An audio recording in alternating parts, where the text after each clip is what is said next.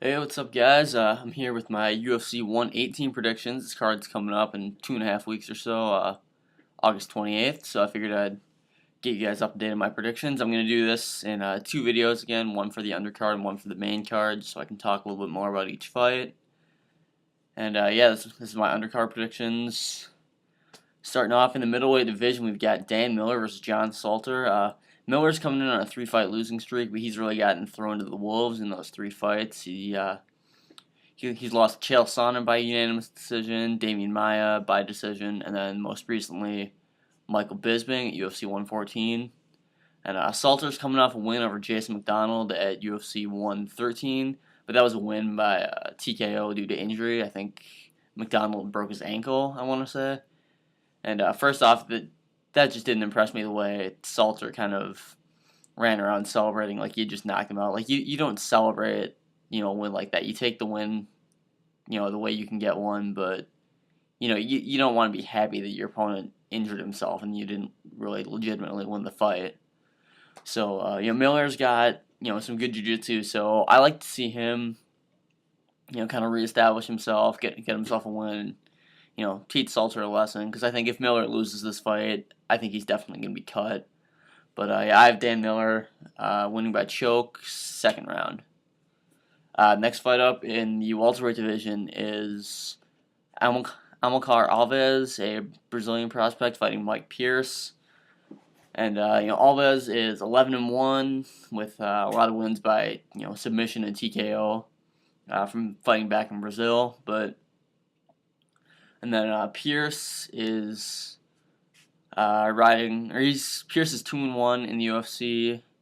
He most recently beat, I want to say he most recently beat Julio Paulino by a decision back at UFC Fight Night Vera versus Jones, and then before that at UFC 107 he lost to John Fitch.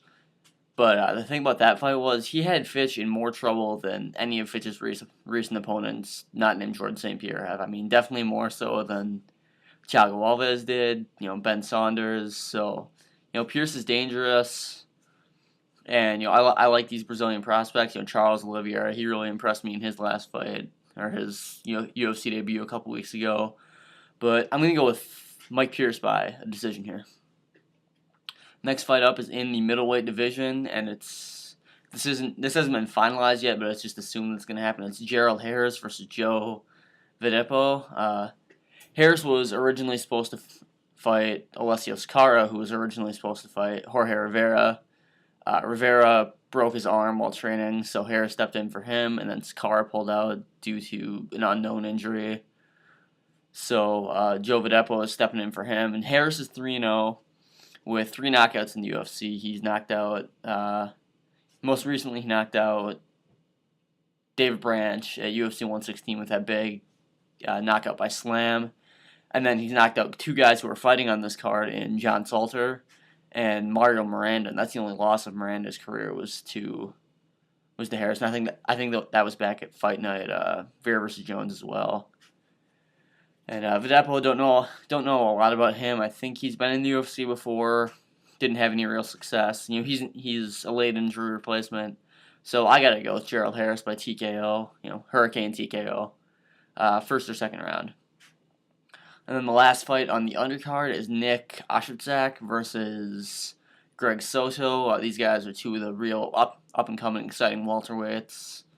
You've got these 2, you got Matt Riddle, DeMarcus Johnson, James Wilkes, Jake Ellenberg, John Howard, plenty of up-and-coming, exciting welterweights. I don't know a ton about these 2. I know Oshipzak was on Season 9 of The Ultimate Fighter, and Soto most recently made his UFC debut. He lost by disqualification to Matt Riddle due to an illegal upkick, and I didn't see the fight, so it's kind of hard to see, or kind of hard to know about how those fights were playing out before someone gets DQ'd.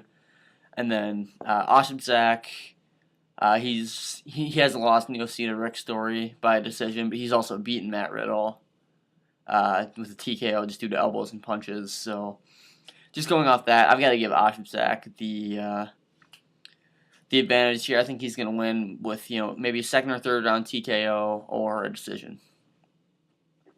So So now we go up to the Spike TV prelims. I'm bringing these back for UFC 118.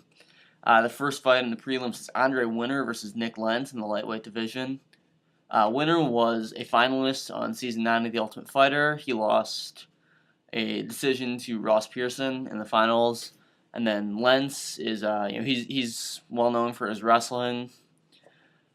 He's got 3 fights here in the UFC. His first was a win over, I think, Rafael Oliveira. I could be wrong about that, but he was, a big underdog coming into that fight, and he came out with a win by decision.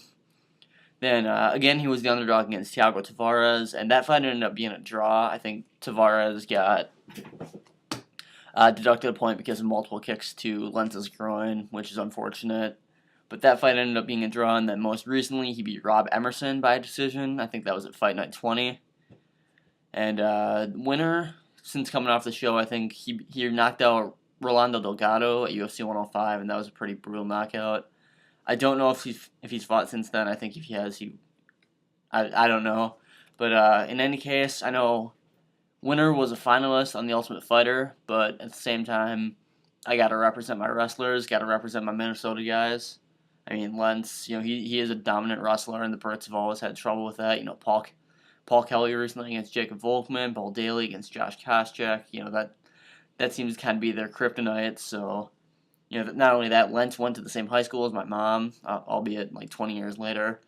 So I got to go with Nick Lentz, and I'm going to give him a decision here. And the last fight, or the second fight in the Spike TV prelims, is Gabe Rudiger fighting basically my favorite fighter, Joe Lauzon. Both of these guys were on Season 5 of The Ultimate Fighter. Lauzon was actually supposed to fight Terry Etim, but Etim pulled out, I think, to a broken rib. So Rudiger stepped in. Like I said, both these guys were on Season 5 of The Ultimate Fighter. Lauzon made it to the semifinals before losing to Manny Gambirian. He beat Cole Miller, and I can't remember who he beat in the round of 16. Brian Gaggerty. So he beat Gaggerty and Cole Miller en route to losing the semifinals. Then he beat Brandon Melendez at the finale. And Rudiger is just known as the guy who didn't make weight. He was supposed to fight Corey Hill, and then just kind of had trouble making weight because he was still consistently eating, even though he knew he was going to fight. He didn't want to go in the sauna.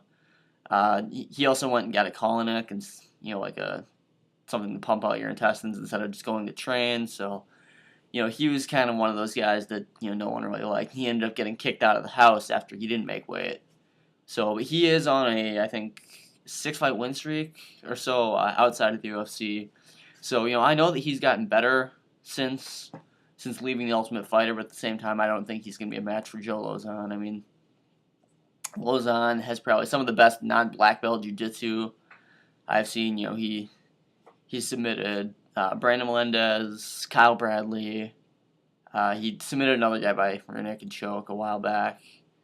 And then he also knocked out Jens Pulver, so he has knockout power in his hands. He looked good against Kenny Florian, and most recently lost he also beat Jeremy Stevens, but he most recently lost to Sam Stout. But Lauzon was coming off a knee injury, and Stout's tough.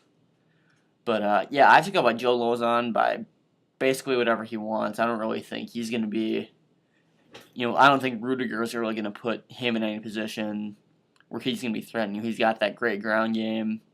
He's got the good stand-up. He's got good wrestling, so he can take it to the ground if he wants. But I'm going to go with Lauzon by submission just because that's what he does. And, Rudiger's got some good submissions himself. But, yeah, that's what I see happening. So, Joe Lauzon by decision. And, that's my undercard and prelims predictions. And I will hopefully have my main card predictions up shortly. So, yeah.